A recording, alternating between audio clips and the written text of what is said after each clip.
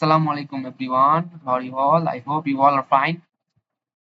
তো আমি তোমাদের গত ভিডিওতে বলেছিলাম তোমাদের যে এসএসসির সিলেবাস নিয়ে আলোচনা করেছিলাম। তো সেখানে আমি বলেছিলাম যে গ্রামার টপিক গুলো তোমাদের বোর্ড কোশ্চেন সলভ করার কোনো বিকল্প নেই যদি তোমরা ভালো করতে চাও। তো সেক্ষেত্রে তোমার 2016 সাল থেকে 2026 সাল যে পরীক্ষাটি এবছর হয়ে গেল, তো সেই পর্যন্ত তোমরা কোশ্চেন সলভ করতে পারো। যত বেশি সলভ করতে পারবে তত তোমরা ভালো করতে পারবে। তো আমি চেষ্টা করব তোমাদের সুবিধার্থে তোমরা যাতে করে এই সবগুলো কোশ্চেন ভালোমতো বুঝতে পারো এবং বুঝে বুঝে সলভ করতে পারো। তো কিভাবে সলভ করতে হয় আমি তোমাদের সেটা বলে দেবো এবং সলভ ভিডিওগুলো আমি তোমাদের আস্তে আস্তে দিতে থাকবো। তো ইউটিউব চ্যানেলে তোমরা প্লেলিস্ট আকারে পেয়ে যাবা। তো আজকে সলভ করার চেষ্টা করবো right form of verb, Dhaka board 2025 সালের কোশ্চেনটি। তো আমরা শুরু করে দেই। তো প্রথমেই বলা হয়েছে তোমরা একটা চেষ্টা করবা right form of verb solve করার ক্ষেত্রে তোমরা প্রথমেই শুধু রাইট ফর্ম অফ ভার্ব নয়, যেকোনো কোশ্চেনই তোমরা সলভ করার আগে ভালো মতো পড়ে নিবে। বিশেষ করে রাইট ফর্ম অফ ভার্ব তোমরা যখন সলভ করার চেষ্টা করবে তখন প্রথমত বুঝে নেওয়ার চেষ্টা করবে যে এটা কি প্রেজেন্টের কোনো কথা নাকি পাস্টের কোনো কথা। তো এটা তোমরা পড়ে নেওয়ার চেষ্টা করেই বুঝতে পারবে। প্রথমে কিছু কিছু স্যাম্পল দেখে বুঝতে পারবে। যেমন তোমাদের যদি পড়ো, প্রথম লাইনটি বলা আছে our annual prize giving ceremony dash of study. এই স্টাডি শব্দটি তোমরা এখানে আমি হাইলাইট করেছি। স্টাডি শব্দটি দিয়ে বোঝায় কি গতকাল, অর্থাৎ এটি অতীতের কোনো একটি ঘটনা। ঠিক আছে, তোমরা প্রথমে বুঝে গেলে। তো প্রথমে আমরা সলভ করি। এখানে বলা হয়েছে our annual prize giving ceremony, অর্থাৎ আমাদের বার্ষিক পুরস্কার বিতরণী অনুষ্ঠান ড্যাশ অফ স্টাডি। তাহলে কি হয়েছিল? তাহলে শুরু হয়েছিল বা এসেছিল কবে? তাহলে আমাদের বার্ষিক পুরস্কার বিতরণ অনুষ্ঠান। কাম শব্দটি আমরা এখানে ইউজ করতে পারি। তো কাম তো ইউজ করা যাবে না, কারণ কি? কারণ হলো এটা অতীতের কোনো ঘটনা। অতীতের কোনো ঘটনায় অবশ্যই পাস্ট ইউজ করতে হবে। তার কামের পাস্ট ফর্ম কি? কেম।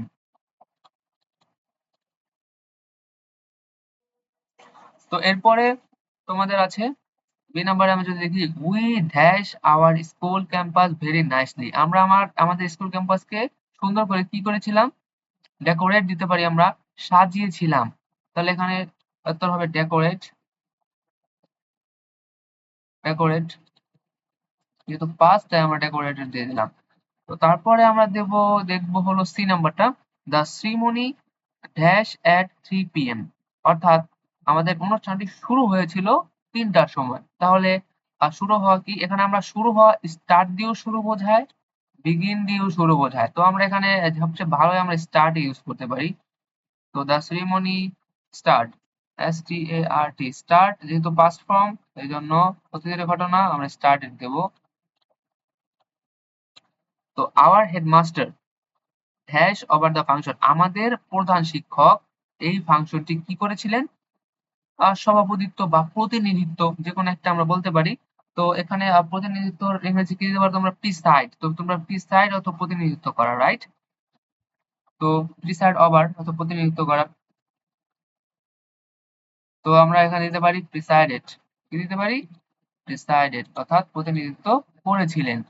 তারপরে এন্ড দ্য এডুকেশন মিনিস্টার, অর্থাৎ শিক্ষামন্ত্রী ড্যাশ দ্য চিফ গেস্ট।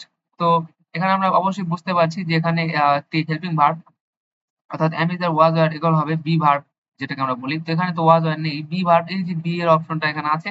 তো এটার বদলে আমরা এখানে ইউজ করতে পারি বি ভার্ব, অর্থাৎ এখানে তো am is or হওয়ার প্রশ্নই ওঠে না, যেহেতু অতীতের ঘটনা। সেহেতু was or হবে, যেহেতু এখানে একজন, সেহেতু এখানে was ব্যবহার করব আমরা।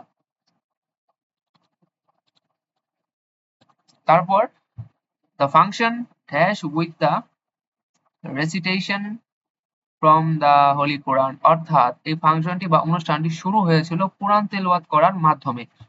তাহলে শুরু হয়েছিল, কি দিতে পারি আমরা? এই যে আবার শুরু হয়েছিল, আমি তখনই বলেছিলাম যে এখানে তোমরা চাইলে বিজ্ঞান ইউজ করতে পারো, আবার স্টার্টেড ইউজ করতে পারো। তো এইটা তোমরা এখানে ইউজ করতে পারো, যে বিগিন তো আর হবে না, তোমরা এখানে দেবা বিজ্ঞান ফার্স্ট ফর্ম। তোমরা আগে যদি বুঝে নাও এটা প্রেজেন্টে না পাস্টে, তোমাদের জন্য খুবই উপকার হবে, কারণ তোমরা তখন খালি টপ টপ করে বসাতে পারবে। তারপরে one of our senior teachers dash out the annual report, অর্থাৎ আমাদের কিছু সিনিয়র শিক্ষকেরা কি করেছিলেন?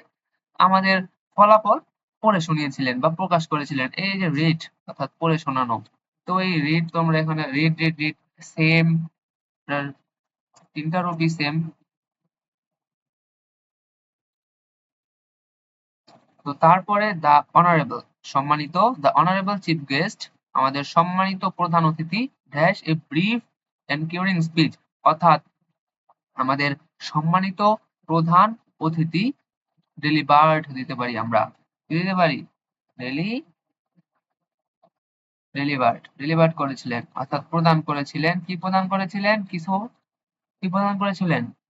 কিছু অ্যাডভাইস প্রদান করেছিলেন। তাহলে এখানে কি দিতে পারি আমাদের জন্য? অ্যাডভাইজিং আস, অ্যাডভাইস দেওয়া যাবে না, এখানে দিতে হবে কি? Advising us, advising us to be regular studies and, একটাই বাকি আছে, কোনটা বাকি আছে বলো তো তোমরা? টেক, তাই না? আর টেক পার্ট অর্থাৎ অংশগ্রহণ করা, এটা আমরা অবশ্যই জানি। টেক পার্ট অংশগ্রহণ করা একটা ফ্রেজের মধ্যে পড়ে।